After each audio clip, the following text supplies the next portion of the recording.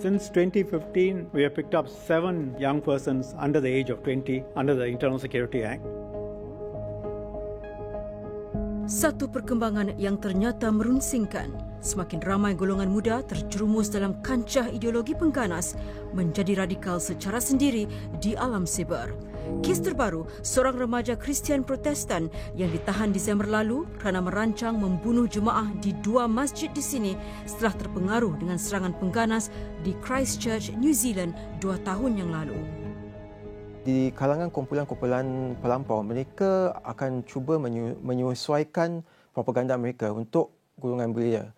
Kerana golongan belia lebih banyak meluangkan waktu di alam sosial, di social media, dan mereka lebih bersedia untuk mengambil tindakan apabila mereka di-radicalize. Pengaruh fahaman pelampau di kalangan belia yang menjurus kepada keganasan adalah satu fenomena global. Bahkan ada yang sudah terpengaruh sejak usia 13 tahun lagi. Anasir fahaman pelampau berhaluan kanan kini lebih ketara dengan seruan mereka untuk angkat senjata atas nama White Jihad.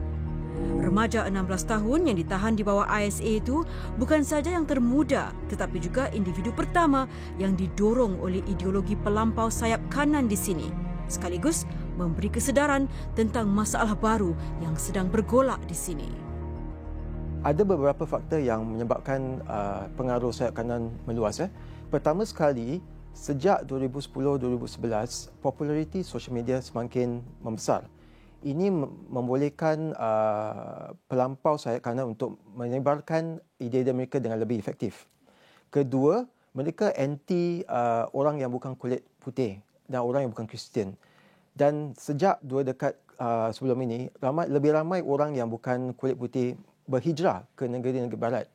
Dan ketiga, sejak 2014-2015, serangan-serangan ISIS telah membuat pelampau sayap kanan semakin bersemangat dan semakin percaya yang orang-orang Islam ini ada ancaman untuk orang-orang Kristian dan orang-orang putih. Kecenderungan keganasan, tidak kira atas agama apa sekalipun, tetap satu ancaman besar kepada keamanan sebuah negara majmuk seperti Singapura. Lebih-lebih lagi bila golongan pelapisnya yang kini mudah terpengaruh. Bila dikaji garis masa tangkapan oleh ISD, usia individu yang ditahan kerana berfahaman pengganas semakin muda. Pada 2002, 2 anggota jemaah Islamiah termuda yang ditahan berusia 20 dan 21 tahun. Antara 2007 dan 2014 pula, belia pertama menjadi radikal sendiri yang ditahan berusia 20 tahun. Dan kini, sejak 2015, bilangan tahanan melonjak kepada 7 remaja yang berusia antara 16 dan 19 tahun. Anggota Sekretariat Kumpulan Pemulihan Keagamaan RRG, Dr. Muhammad Mubarak, yang memberi kaunseling kepada para belia radikal dalam tahanan sejak 12 tahun lalu, menerangkan faktor-faktor yang mendorong para belia ini ke arah fahaman tegar. Selain faktor individu dan sekitaran, faktor pencetus juga sama penting. Faktor trigger ini adalah kita tahu bahawa para remaja pada masa mereka remaja itu adalah masa mana mereka itu mengevaluasi kembali diri mereka. They are looking for the meaning in their life. Okay? Dan apabila mereka mencari itu, mereka kadang-kadang pergi kepada image-image yang tidak sepatutnya mereka pergi, iaitu disturbing images seperti gambar-gambar di Palestin, di Syria, ataupun kesusahan-kesusahan orang-orang Islam yang berada di negeri-negeri yang dikatakan sebagai tertindas oleh orang-orang Barat. Jadi mengapa segolongan remaja ini tertarik untuk menyelami fahaman pelampau? Untuk memahami lebih lanjut minda generasi Zoomers ini, Detik telah bersembang dengan para anggota Interfaith Youth Circle yang banyak menganjurkan dialog silang agama melibatkan para belia. Kimberly, anda beragama Islam bukan? Anda selesa bergaul dengan rakan-rakan yang tidak seagama dengan anda? Yeah, most of my friends are from Chinese, Indian, all kinds of backgrounds. Satu kajian oleh Institut Pengajian Dasar IPS baru-baru ini mendapati hampir separuh golongan muda ataupun 46% ya di Singapura ni boleh menerima jika golongan pelampau agama ni merakamkan pandangan mereka secara online, post their views online ya. Adakah anda salah seorang daripada mereka yang rasa selesa tentang ini? Everyone wants a space that they can share their views, share their opinions, and have someone to talk to. You see, but then you just moderate it, not in terms of censorship, but you moderate so that they don't go overboard. Be on the journey with them to find out like why and how did they become so strong in that conviction. Discussions are going on social media platforms, on all forms of topics and so on. We need to accept it and come up with structures and pillars for our society to make sure that this doesn't get out of hand. Masalah-masalah yang membelenggu persada dunia masa kini seperti isu keadilan sosial dan diskriminasi kaum, jika tidak diberi wadah untuk dibincangkan dalam konteks masyarakat majmuk Singapura, boleh digunakan sebagai senjata untuk mengapi-apikan sentimen para belia kita. Apabila mereka semakin menonton dan membaca propaganda-propaganda ekstremis, mereka akan melalui proses apa yang dikatakan filter bubble atau echo chamber, di mana mereka akan diasingkan daripada ide-ide yang lain, ide-ide yang menunjuk kepada arah harmoni, arah-arah yang lebih aman. Ini sungguh berbahaya kerana mereka mudah menjadi mangsa peer pressure di online. Pengasas bersama Muslim Youth Forum, Ustaz Muhammad Zahid Zain, ialah seorang asatizah yang sangat aktif di media sosial. Beliau melihat kecenderungan golongan belia membincangkan isu-isu kontemporari dalam agama di ruang siber. Dia nak berbual tentang LGBTQ, dia nak berbual tentang hak, kebebasan, aktivis, suara, bincangkan tentang isu boleh tak kita masuk ke dalam gereja, boleh tak kita ucapkan selamat kepada kawan-kawan kita yang bukan Islam. Dan posting-posting saya beginilah yang selalunya kalau bahasa dia terlebih viral daripada posting-posting saya yang lain lah. Actually concern dia sama, sangat tradisional, isu-isu faith, isu-isu akidah, pandangan agama. Cuma cara approach mereka itu contemporary. Di sinilah golongan asatizah, kata Ustaz Zahid, perlu bersifat terbuka dan sentiasa bersedia membincangkan isu-isu yang dianggap tabu ini. Kerana jika tidak, para belia akan cuba mencari jawapan alternatif yang belum tentu sahih. Jadi pada saya dekat sini adalah bagaimana kita mampu untuk masuk ke dalam memahami apakah pandangan ekstrim mereka, bagaimanakah mereka melihat ekstrim itu, adakah pengganasan radicalization yang kita fahami dahulu adalah benda yang sama difahami oleh adik-adik kita sekarang ni lah. Jadi apakah strategi untuk mencegah pemuda harapan bangsa daripada terus hanyut oleh diayah kumpulan-kumpulan tegar? Apakah undang-undang dan pendekatan keselamatan saja memadai? Detik menyelongkar selepas ini.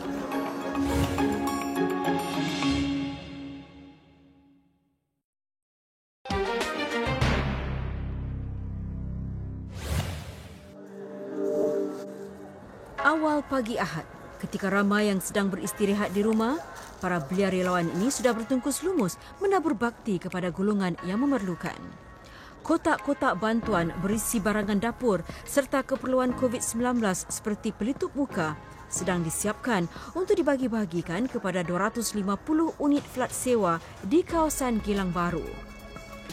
Projek Mari Kita #DoGood ini adalah satu projek amal silang agama anjuran Muslim Youth Forum sempena pelancaran M-3 at Jalan Besar. Kami ada banyak teman-teman yang berbilang kaum dan agama. Ini adalah kali pertama yang kami membuat satu program ataupun satu inisiatif yang kami bekerjasama dengan mereka untuk mendapatkan sukarelawan. Seramai 40 belia pelbagai agama berjaya dikumpul untuk turut serta dalam projek ini. Saya sangat teruja dan gembira untuk mengambil bahagian dalam usaha yang dilakukan seperti ini kerana rakyat berlainan bangsa, agama akan bersatu padu dengan matlamat yang satu, iaitu membantu masyarakat di sekeliling I would like to get to know more people of my age, and different races and religions. So as you can see, there's so many different races. Everyone just intermingling, and I just think it's very good. Belia-belia pada zaman sekarang mereka lebih kepada berinteraksi secara dalam social media. Dengan adanya event-event seperti ini, mereka dapat berinteraksi dengan secara fizikal dengan kaum berlainan. Can create opportunities for conversations to happen. I think maybe some youth may have the misconception, oh, this is their belief, but maybe that's not the case when you actually just ask them. MYF melihat kelebihan menganjurkan kegiatan amal sebegini. Apabila mereka meletak makanan-makanan di dalam motor, kemudian di-upload ke social media, lepas tu kawan-kawan dia cakap, next time ajak. Saya rasa itu kasih endorfin yang besar kepada diri mereka, dan jadi kerana itu mari kita duduk ni dibuat bertujuan untuk mengajak adik-adik kita untuk tidak lupa bahawa di antara perkara-perkara yang penting selain daripada spiritual, fizikal, psychological, ada satu benda kekuatan sosial. Pendekatan sosial sebegini dilihat mempunyai kesan positif yang lebih bersifat jangka panjang dalam menangkis fahaman pelampau. Memahami bahawa semua manusia, walaupun berbeza kaum, berbeza agama, berbeza negara, kita semua manusia. Ini penting kerana dalam semua propaganda ekstremis, baik Islamis atau far right, mereka menyuruh proses dehumanization di mana sasaran mereka dianggap seperti kurang daripada manusia. Dan oleh itu sepatutnya dibasmi, dihancurkan. Kita mesti menghalang itu daripada tersebarlah. Sejak beberapa tahun kebelakangan ini, Kumpulan Pemulihan Keagamaan RRG memilih sekolah sebagai tumpuan utamanya dalam melawan fahaman tegar di kalangan belia. Boleh dikatakan lebih daripada 50% pelawat yang mengunjungi pusat sumber dan kaunseling RRG ini adalah di kalangan pelajar. Jadi kita sedang memikirkan bahawa RRG boleh mengambil peranan yang lebih besar lagi untuk mengadakan program-program yang lebih mendekatkan kita dengan anak-anak muda kita. Menyedari bahawa golongan belia sendiri lebih berkesan untuk menyebarkan mesej anti pengganasan kepada rakan-rakan sebaya, RRG telah menjalankan program Duta Belia sejak 3 tahun lalu. Duta-duta belia relawan ini perlu menjalani satu program khusus dan berstruktur selama 10 minggu dengan para asatizah RRG. Sekitar 35 duta belia berusia antara 15 dan 25 tahun sudah selesai menjalani program dan kini bekerja rapat dengan RRG. Mereka membantu RRG sebagai the extended hand of RRG untuk menyampaikan mesej-mesej kami. Jadi mesej-mesej seperti apa? Mesej-mesej seperti jihad itu apakah salah kefahaman jihad, dan mesej-mesej yang lain yang mana mereka tukarkan daripada boring text kepada infographics kepada short videos yang mana ia akan dapat memberikan lebih makna kepada para belia bagi apabila mereka melihat mesej-mesej tersebut.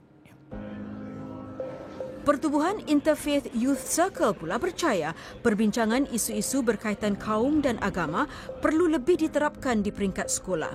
Selain dapat menjangkaui lebih ramai remaja, perbincangan yang sensitif tapi perlu itu boleh diadakan dalam sekitaran yang lebih terkawal dan selamat. Kami di Interfaith Youth Circle sudah cuba dengan certain control environment in certain institution and it has worked quite well, so we are confident at getting it done. Yang importantnya mereka akan dapat informasinya dan menggunakannya bukannya sekarang tapi 5 tahun kemudian, 10 tahun kemudian. We also want people to share their own experiences, and we want them to situate their conversations in this circle or within Singapore, right?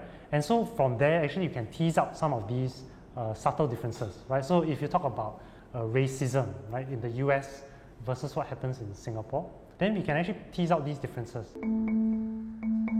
Merujuk kepada kes terbaru penahanan remaja Kristian yang menjadi radikal, RRG sudah pun mengorak langkah untuk bekerjasama dan mengungsi kepakaran selama 18 tahun dengan para pemimpin agama lain dalam menangani masalah radikalisme. Masalah yang dihadapi oleh semua kumpulan agama adalah sama, iaitu menghadapi satu fahaman yang tegar, fahaman yang ekstrim, yang tidak mengenang konteks, walaupun ia terkait dengan apa agama sahaja pun. Jadi sudah setentunya model RRG ini berdasarkan apa yang kita telah lalui, saya rasa baik untuk digunakan. Mungkin bukan dari segi kontennya, tetapi daripada segi metodologinya. Mungkin sudah tiba masanya kita mengambil sifat lebih terbuka dalam membincangkan isu-isu kaum dan agama, terutama di kalangan belia. Langkah sedemikian, jika dilaksanakan dengan bimbingan yang sewajarnya, akan dapat membina generasi baru Singapura yang lebih berdaya tahan terhadap anasir pelampau yang merosakkan. Kalau kita menggunakan naratif yang lama, naratif seperti racial riot, isu-isu perkauman tahun 60-an, 50-an, naratif ni tidak menarik bagi belia-belia zaman sekarang kerana sejarah itu terlalu jauh, terlalu lama, mereka takkan faham. Yang penting kita mesti menggunakan naratif yang lebih contemporary. Gunakan isu-isu yang sedang terjadi sekarang di seluruh dunia. Apakah lesson-lesson yang penting, dan gunakan ini untuk shape a new narrative yang that they can relate to. Selepas ini, detik sorot pergolakan yang sedang melanda Myanmar. Apa reaksi pelbagai pihak terhadap rampasan tentera yang baru saja berlaku?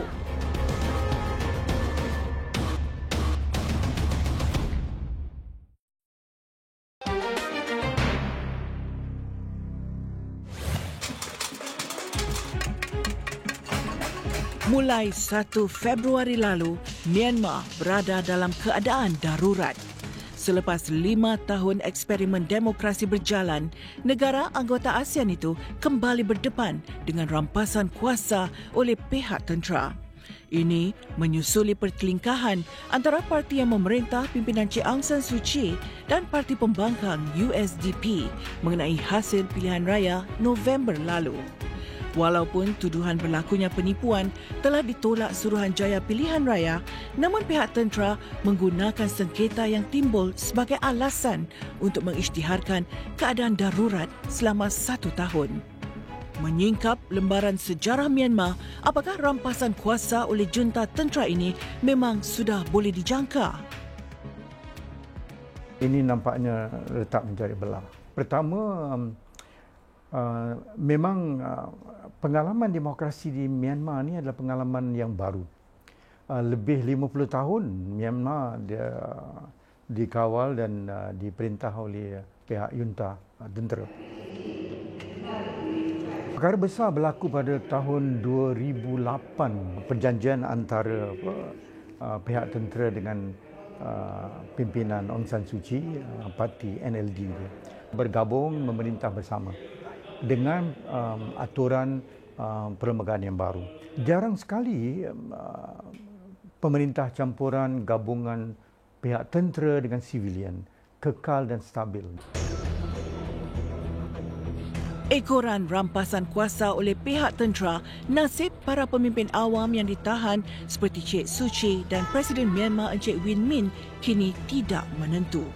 Walaupun ketokohan Cik Suu Kyi agak tercemar di mata dunia kerana gagal membela nasib kaum Muslim Rohingya, namun beliau tetap popular di kalangan pengundi Myanmar.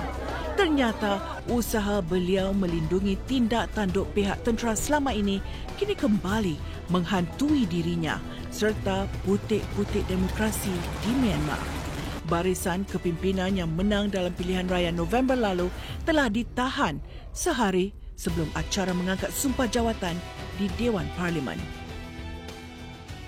Pemerhati pilihan raya antarabangsa, mereka sahkan ini dijalankan dengan elok, dengan sempurna, mengikut peraturan dan norma-norma yang seharusnya ada kepada negeri yang mengadakan pilihan raya yang teratur, yang rapi, yang boleh dipertanggungjawabkan.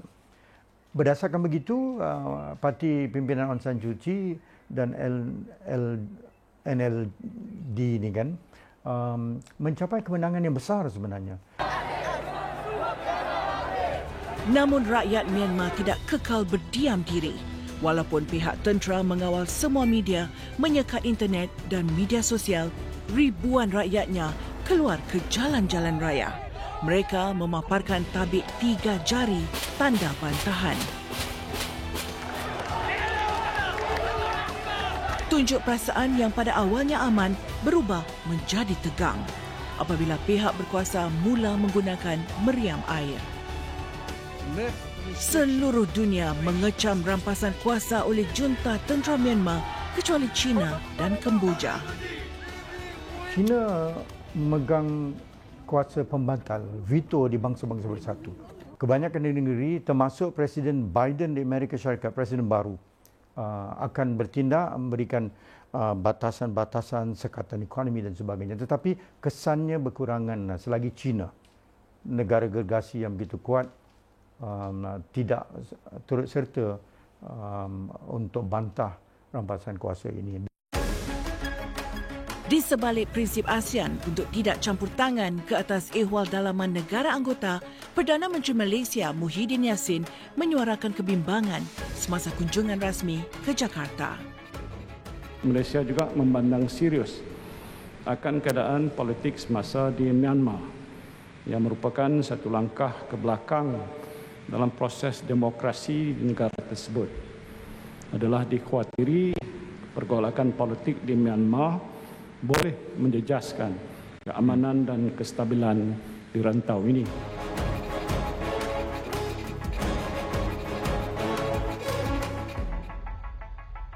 Kalau kita perhatikan, ASEAN semacam tidak sepadulah. Suatu suara tidak setuju dengan rampasan kuasa ini. Ini tidak dilakukan oleh ASEAN. Kita lihat Kemboja tidak sangat begitu minat untuk sama-sama mengutuk rampasan kuasa ini.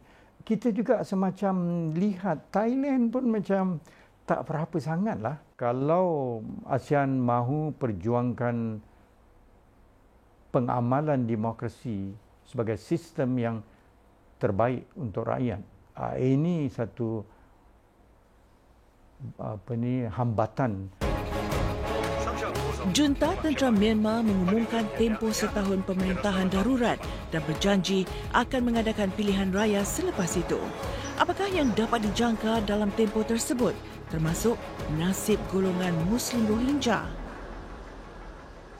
Tindakan ganas yang melanggar tata susila manusia yang dilakukan kepada hampir 1 juta rakyat Muslim Rohingya di Myanmar berlaku di bawah pimpinan Aung San Suu Kyi beberapa tahun yang lalu.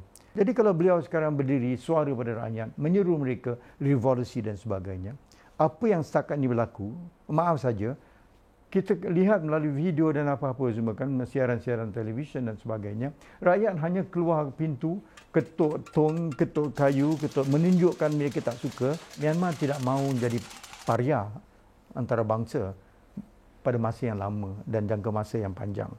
Jadi kita tengoklah setahun, 2 tahun, akhirnya akan kembali balik demokrasi. Perkembangan seterusnya di Myanmar pasti dipantau dunia, khususnya oleh negara-negara jiran terdekat, yang diharap agar kestabilan dan kemakmuran dapat segera kembali demi kemantapan ekonomi, sosial dan politik di rantau Asia Tenggara ini.